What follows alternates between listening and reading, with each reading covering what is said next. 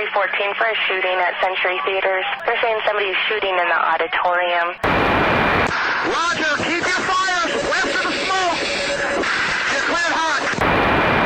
An officer hit. Send me the world. Don't go over that fence. Don't go over that fence. Grab the shotgun again.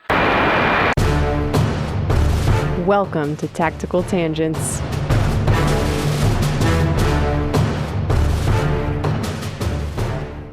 Welcome back to Tactical Tangents. This is Mike. This episode is brought to you by Loa Boots. Start your day off on the right foot with footwear that was designed for those who stand relentlessly in the face of adversity.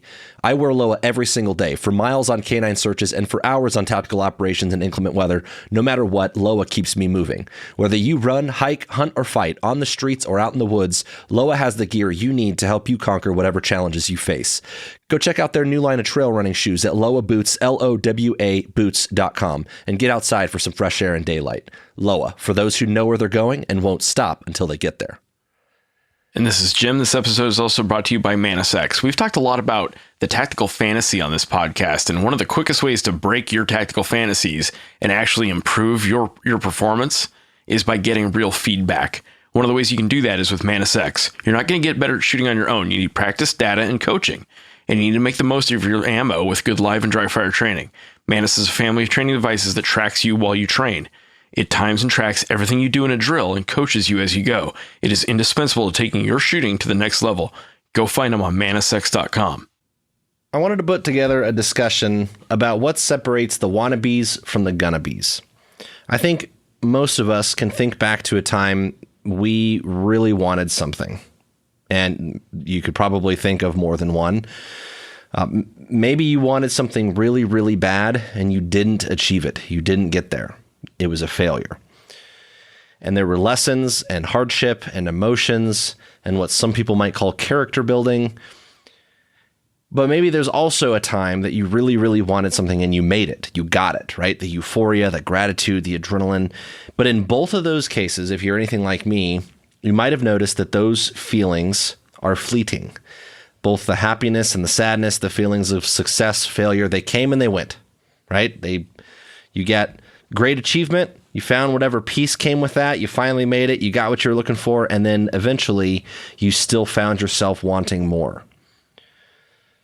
When it comes to success and or failure, I think we all have experienced these things in life. The thing that often determines that success or failure is a lot more internal than we might realize. I think there's more that happens in our minds than just the external circumstances themselves that lead us to be successful or not in some cases. So within us, there is a balance between motivation, discipline, and grit. And those three things are what I want to talk about tonight because I think those are the things that coalesce to take us where life leads, hopefully somewhere successful, right? So I want to dive into those things a little bit and understand where those things come from and what they look like so we can learn how to integrate them to achieve our goals. There was a talk by a guy named Randy Pausch. He was a college professor. He did a lecture called How to Achieve Your Childhood Dreams. And or something like that. If you Google or go on YouTube, look for Randy Pausch's last lecture. It's also that one. And a couple times in that talk, he talks about hitting brick walls and how the brick walls are there for a reason, right? They keep people out that don't want it bad enough, and they show us how much we really want something. And this pendulum of wins and losses that we experience in life is part of the journey. And I want to talk about how we can leverage some of those things that we talked about, the motivation, discipline, and grit, most effectively. And there's two angles that I want to consider. The first is how we channel those things in pursuit of our own success. And then the second is obviously how we can use them to coach or mentor someone in furtherance of their own achievements or self-improvement. So we'll start with just defining them a little bit along the way. I'll talk about a little bit of the research and stuff that's been done on these, and then we'll also discuss ways that we can incorporate them into our lives. And trust me when I say that I don't have this all figured out by any stretch, right? Part of what inspired this talk is my ongoing, continuous, perpetual effort to get my own life together and be more productive and achieve all of my goals, but also as it relates to motivating other people and mentoring and coaching other people. And how do you lead the horse to water in a way that will get them to take a sip, right? And I've, over the course of mentoring people throughout life, there's people that are really coachable and they listen and they do well. And then there's people that you're just like, man, I don't know if you're cut out for this. Like, this is driving me batshit. Why, it's right here. So in trying to untangle some of that, doing some reading and reflecting back on some of the books that I've read, it's some combination of these three things it takes to get there. So we'll start with motivation. Motivation is kind of that just initial desire, the fuel or the spark that gets you going. And there are two types of motivation. There's intrinsic motivation and extrinsic motivation. Intrinsic is the good one. That's the one that comes from within, right?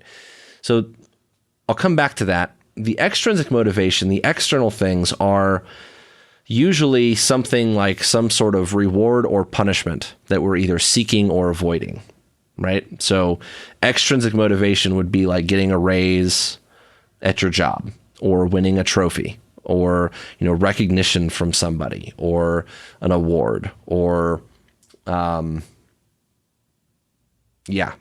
sorts of things, right? Stuff that come from the outside. The intrinsic motivation, this is the fulfillment or the enjoyment that you get from something.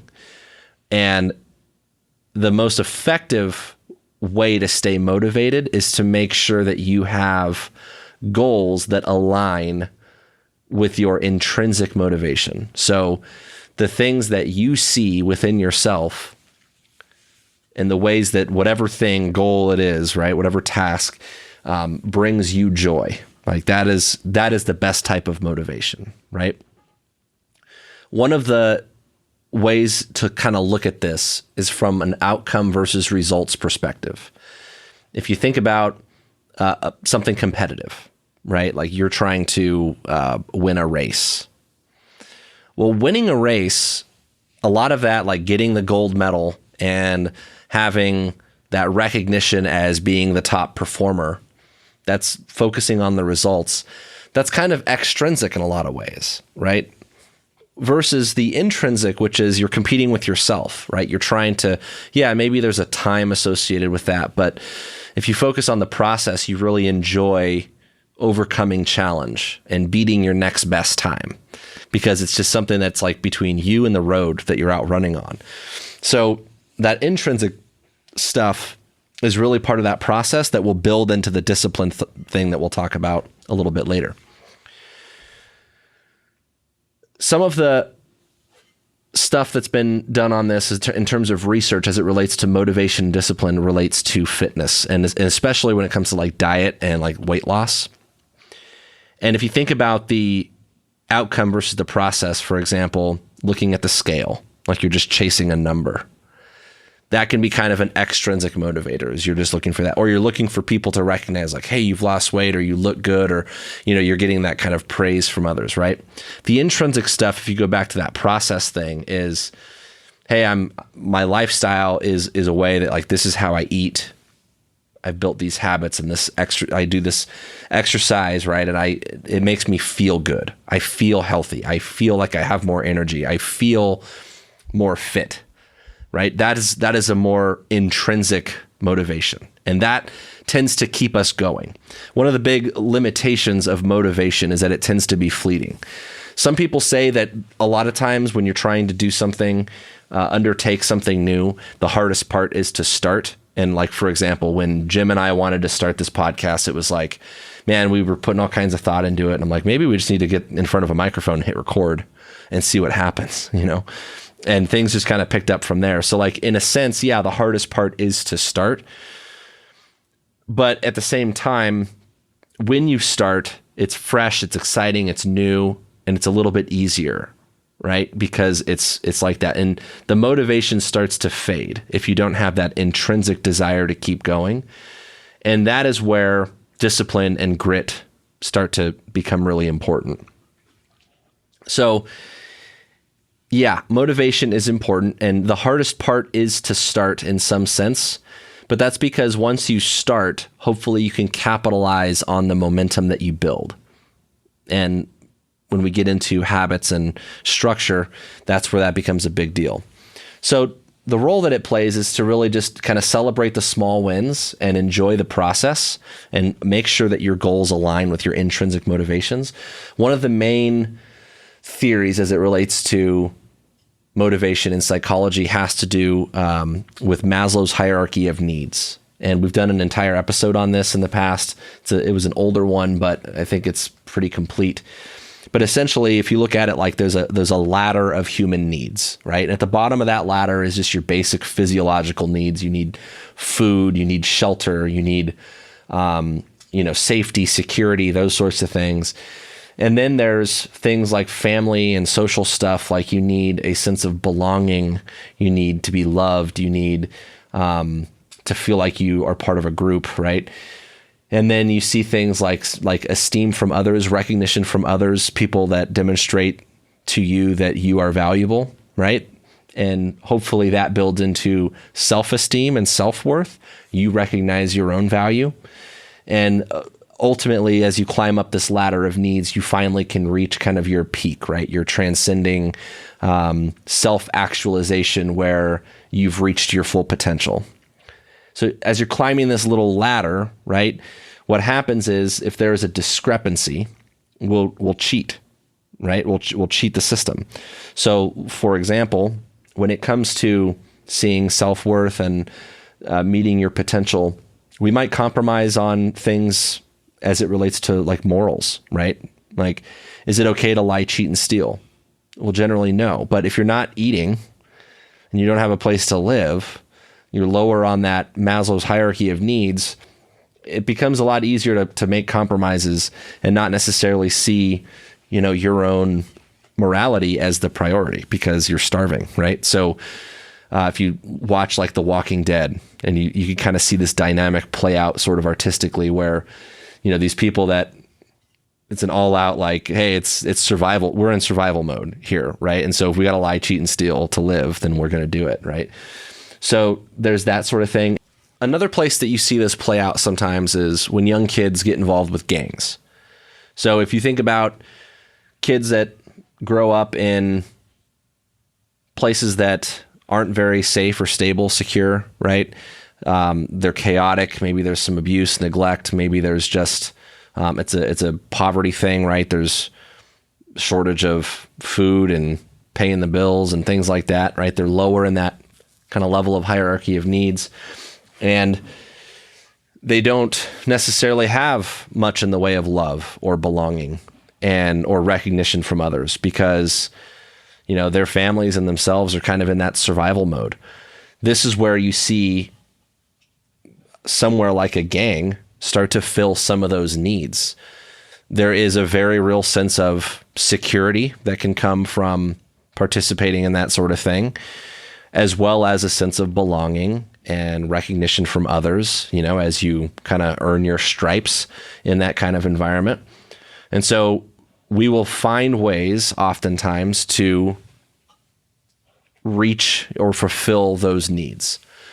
So if you are trying to use this as a tool for motivation, this is where you do things like include them in social environments, or let's say if it's an employment related thing, it's about like, hey, that financial security, that goes a long way, making sure that they're paid well, making sure that their morale is good, job security. If they feel like they're constantly under threat all the time, or that they might lose their job or get in trouble, then they're going to be kind of stuck in those lower rungs of motivation and sort of in survival mode where they're not reaching their full potential. If you make people feel safe and secure and like they belong, and you satisfy some of that kind of inclusion, social needs, recognize their positive efforts, and hopefully teach them to see their own self-worth, that will improve their performance and keep them motivated to want to succeed and reach their potential, right? So that's kind of how you can use it as a leadership tool as well. So motivation is sort of that fuel, the spark, the desire that gets us going. And we want to make sure that we're focusing on those intrinsic sources of motivation. You can't really fulfill it, right? It's something that you do because it's a source of enjoyment and challenge. You appreciate those things, right? Like the intrinsic motivation is what really keeps you going.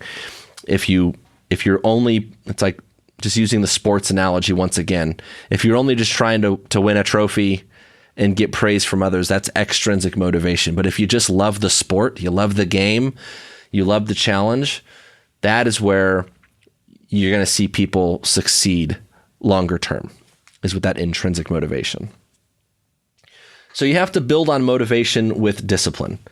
And discipline is where you get the habits and the routine. You kind of build structure into your life to take that motivation and challenge it somewhere useful, right? One of the research papers that I read about this, it was actually summarized by an article, and they talked about how it takes at least 21 days to build a habit. And the discussion was actually that this research that they did, again, I think this one was related to weight loss. The research that they did about this was said it takes at least 21 days, but usually it's more like 66 days and sometimes even more than that. So it can take several months to build a habit. And a lot of people, I think there's become this myth that within 30 days you can build a new habit. And some of us have stuck with something for 30 days or so, and then it's still kind of trailed off. And so what this article talked about was this was an example of like the telephone game, right? Where they said at least 21 days, and that became 21 days. And so therefore people think that it only takes 3 weeks or a month to build good habits. And really it can take several months.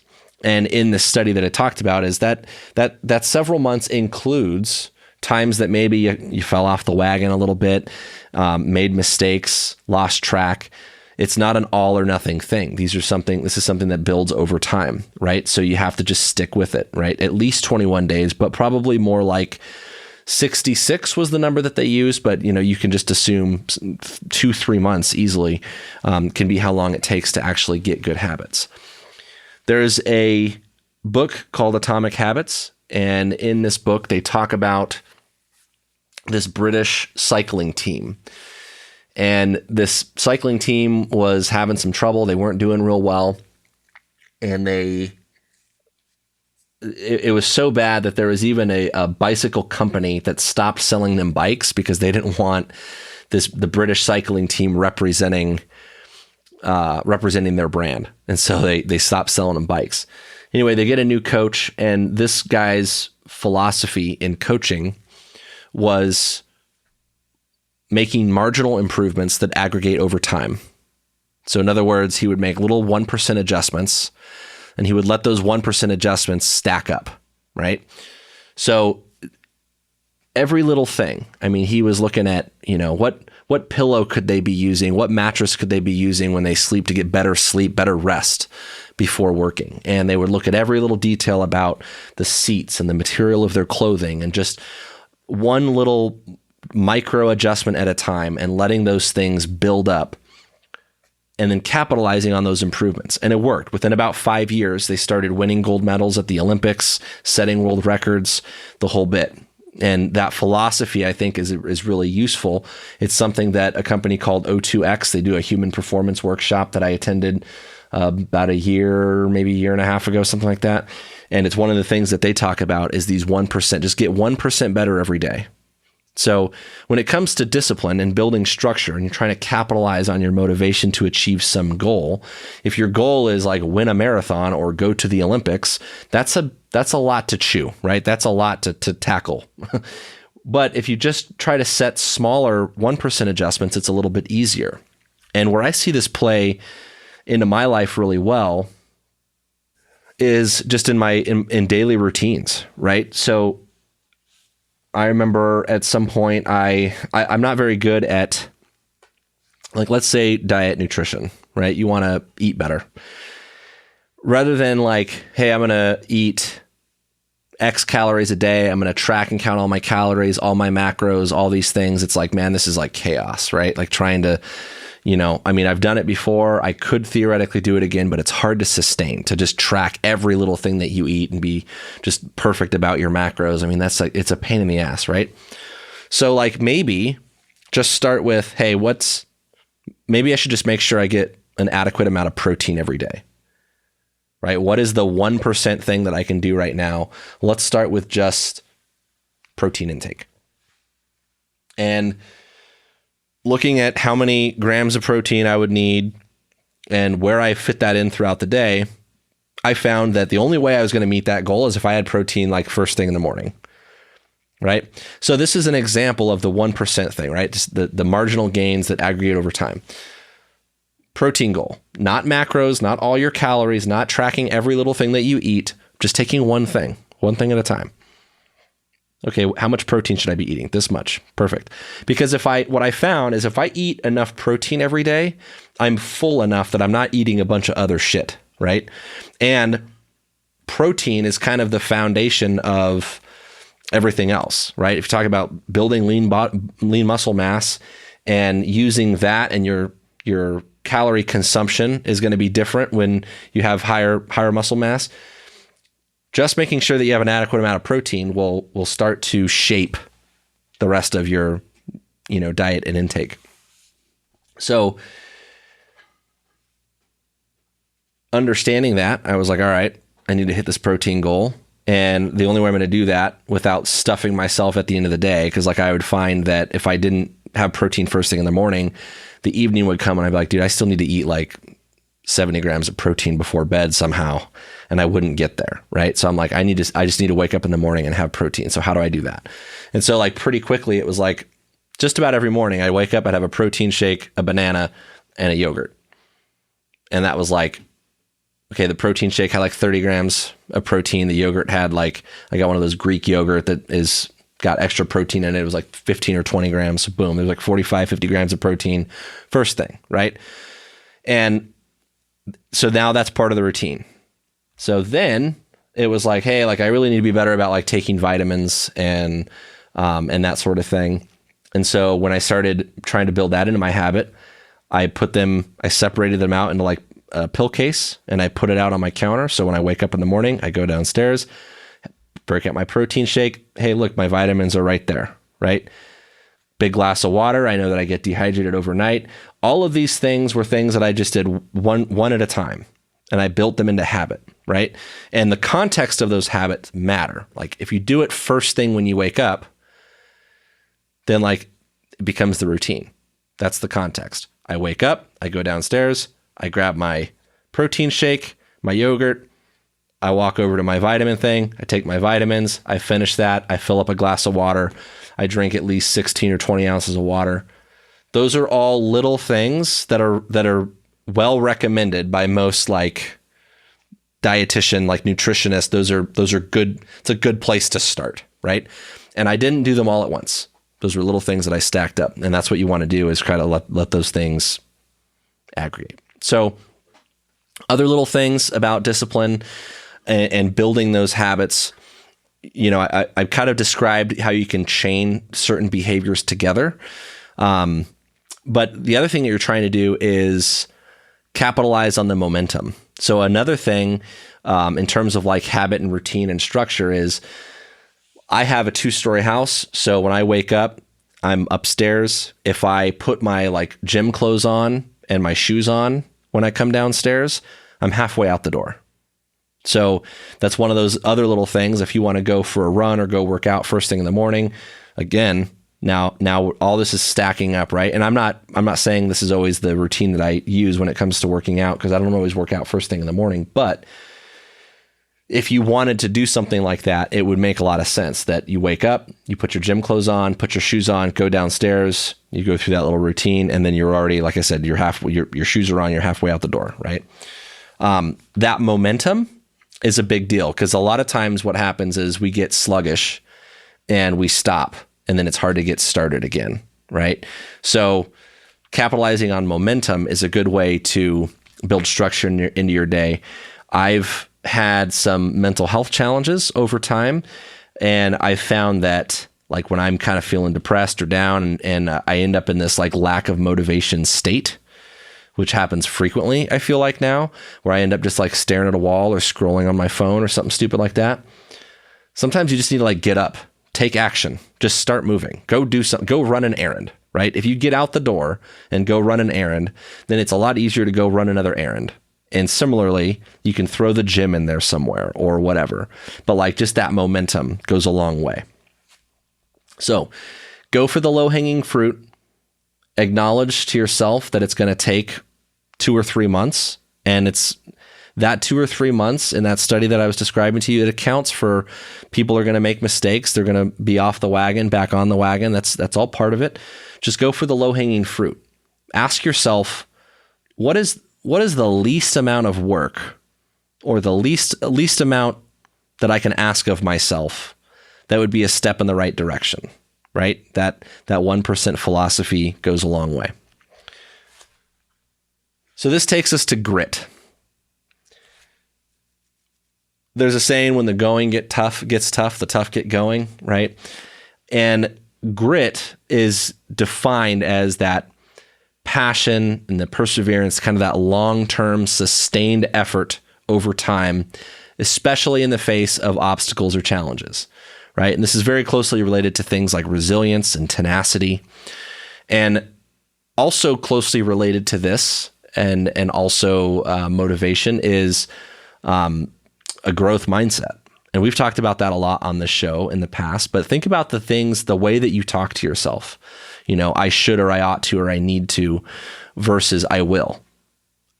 Or I'm just not any good at this, or this is just not my thing, right? There's a lot of work that's been done in the growth mindset realm by a psychologist named Carol Dweck. And she's studied this a lot of different ways, but a lot of it has to do with those conversations you have with yourself, and also the way that you were raised, right? And the things that your parents and your coaches and your teachers spoke to you when you were growing up.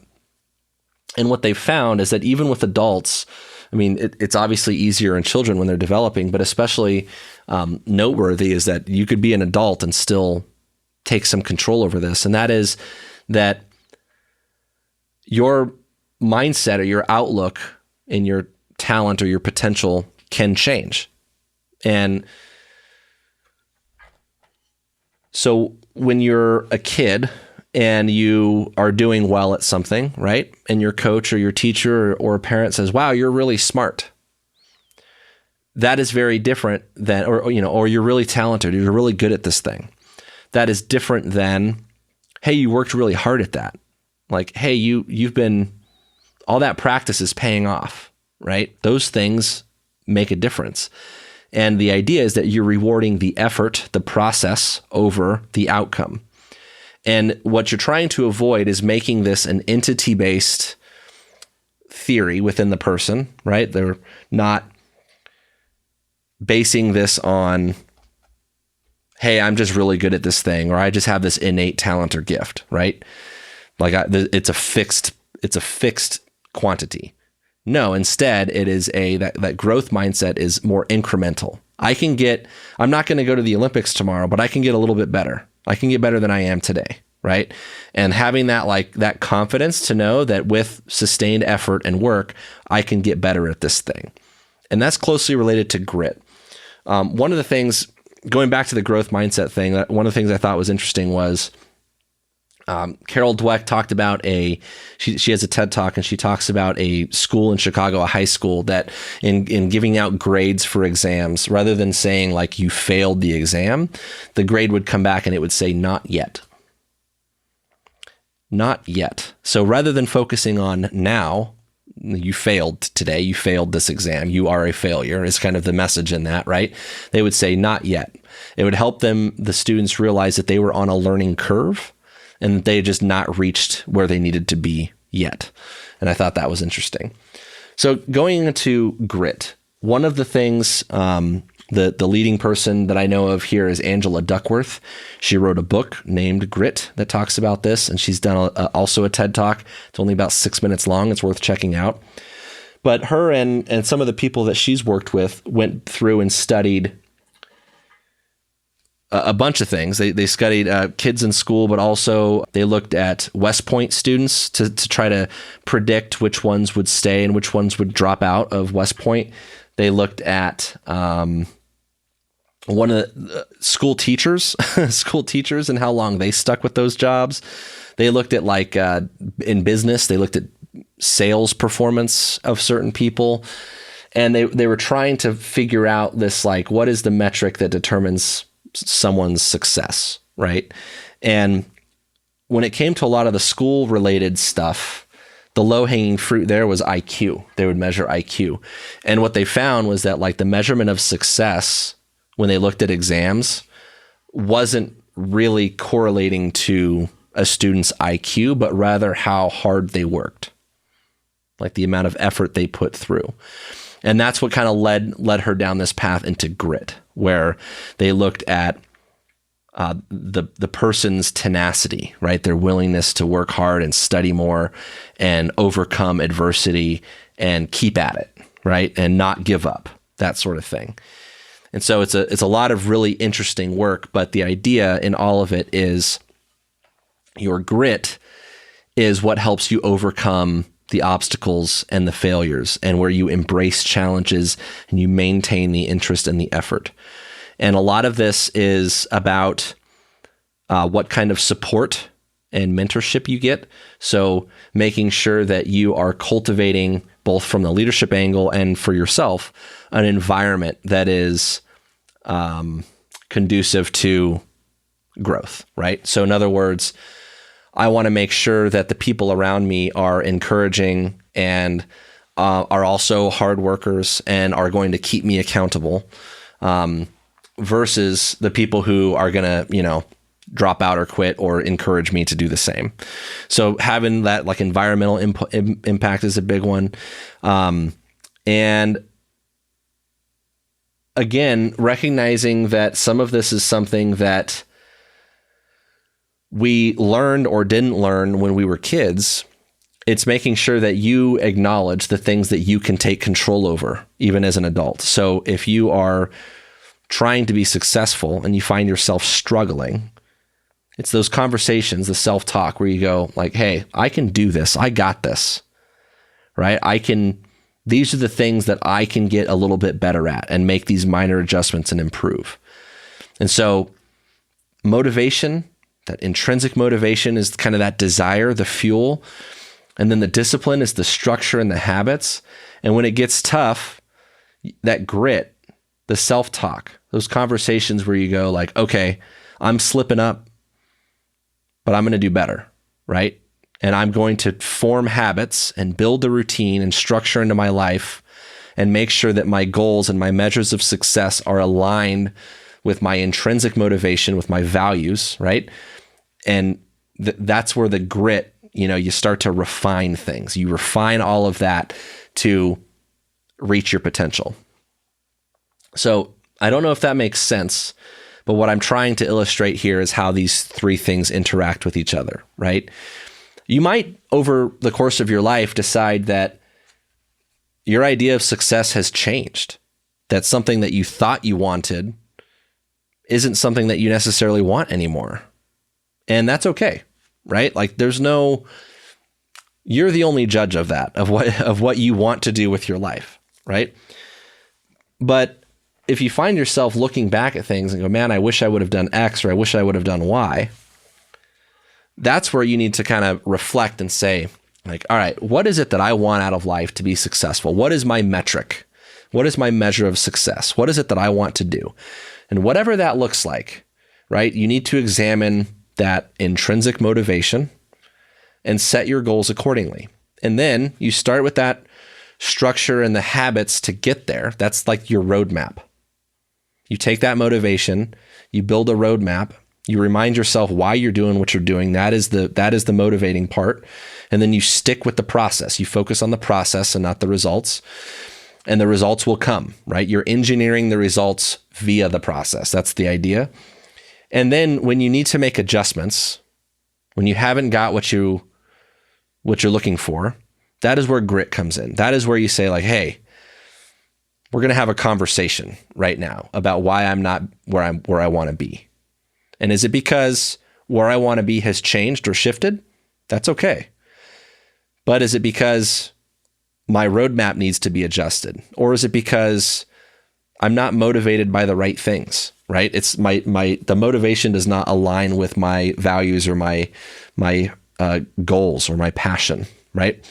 And I think grit can play in there when it comes to overcoming those obstacles, because there are times where something is just not meant to be. And if that is a conversation that you have to have with yourself, that's okay. But don't let that be discouraging if it just means you got to work harder, because sometimes that's all it is you just need to get your shit together, right? So motivation, discipline, grit, I think those are the main three things that separate the Wanna-Bes from the Gonna-Bes in life when it comes to success. Some resources, I think a really good book to read is one called Talent is Overrated. It's written by a guy named Jeffrey Colvin, and he talks a lot about deliberate practice and the effort versus reward. There's also one called The Art of Learning by Joshua Whiteskin that we've mentioned a number of times on this show. He discusses learning theories in that book. Angela Duckworth wrote the book Grit. I think that is definitely worth checking out. Carol Dweck has a book. I've not read it. I've read about her work in other books, but she does have one that I'm going to add to my list. I just kind of discovered it when I was putting this outline together. There's been a lot of research and experiments that have done about this. If you look, you'll find examples of it all over the place, about performance in schools, performance in sports. There's no shortage of talk when it comes to looking into what good habits look like, but understand that conceptually, all the academia in the world cannot replace that internal dialogue that you have with yourself when it comes to the rubber meeting the road and actually putting in the work. And a lot of times, the work isn't fun. And that's where you got to be gritty. You need to find internal motivation, discipline, hard work. That's what this is all about. So leverage your context for good habits. Look at things that you can incorporate into your day, put them where you can see them, right? Putting your running shoes on first thing in the morning, or taking your vitamins because they're right there on the counter, whatever that is. Look at those little context things throughout your day and figure out how you can stack habits into that to build that structure. Identify the triggers for either good behaviors or bad behaviors that you're trying to either reinforce or get rid of. Like I said, a big one for me is when I find myself kind of staring at the wall and scrolling on my phone. That tells me it's probably time to get out of the house. It's time to go, right? And it doesn't matter what I go do. I'm just trying to break the cycle. And that's one of those just habits that I'm like, hey, I need to have momentum. If I know that the first day of my work week, I take my son to his mom's, or his mom comes and picks him up, and now the house is empty and I miss my kid, right? I know I'm going to be kind of bummed that day. I make sure I have shit to do that day, right? Just to keep me busy, keep me distracted. And then consider that, there is a difference between things that can be natured versus nurture. But you can only control what you can control. And so have those conversations with yourself about, hey, what can I take control of and do today to make a difference? That part is up to you, right? Don't let how I was raised or whatever happened when I was younger define who you become. All that stuff is in the past. All the bad habits, all the times that you didn't stick with the program, the times that you didn't go out and exercise, the times that you didn't stick with the diet, the times that you didn't show up, that's all in the past. Today is a new day. Start doing the things that you need to do to make tomorrow better. And don't try to bite off more than you can chew. Show yourself some grace. Be kind to yourself. Make those 1% adjustments and build the consistency, and the success will come. That's all I got. My little pep talk for today. I hope some of it was helpful. I was trying to do my best here to not only just be kind of encouraging, but also supplement that with some research and the science that comes with these three things, because there's a lot of it. But importantly, delineate between the three and figure out how they tie in, because I'm certainly been trying to do that work myself. You could be motivated all you want, but if you're not disciplined, it doesn't matter. And when the going gets tough, you need to be gritty. You need all three. So take a look at those books or watch those TED Talks. We'll put some links, and I hope you get after it. Good talk. All right, guys, that's all we got for tonight. This episode is brought to you by Drip Drop. Drip Drop Oral Rehydration Solution is an electrolyte powder that you mix with water. It was formulated by a doctor for quick absorption. I work in the desert, and it only takes a few hours in the heat, wearing body armor, carrying around a bunch of gear before I start feeling like crap and fall behind the curve in dehydration. Drip Drop keeps you in the fight so you can finish the mission and rehab for the next one. Go get you some at dripdrop.com or on Amazon, or ask your supply guy to find it for you. This episode is also brought to you by 09 Holsters. We talk a lot about people, ideas, and hardware on this show, so when we invest in equipment, we always think in terms of experience first. 09 is helping you figure out how to carry the gear you need to be effective. They are built by cops, for cops, with a minimalist design and bomb-proof durability. Radio cases, flashlights, body cameras, even canine remotes, you name it, 09 has been filling a void in tactical duty holsters for more than a decade. Go see what they offer at 09 Holsters, that's ZERO, the number 9, holsters.com. 09, built to win the fight. Don't forget that we put out new episodes on the 1st and the 15th of every month. If you like what we're doing, you can head over to Patreon, give us $1 for each new episode. That money's going to go back into bringing you good content. If you want to interact with us, you could find us on Facebook, Instagram, and Twitter. We are at TacTangents. You can also email info@tacticaltangents.com. And one last thing, our Facebook discussion group. We've got a little group going on Facebook. If you go to the groups tab on our page, you can join it. We've got more followers on our page than we have in the group. So I know there's some of you out there following the Facebook page that are on Facebook that are not in the group. Lots of like-minded people in there. So come hang out with us. All right. That's all we got. Good talk.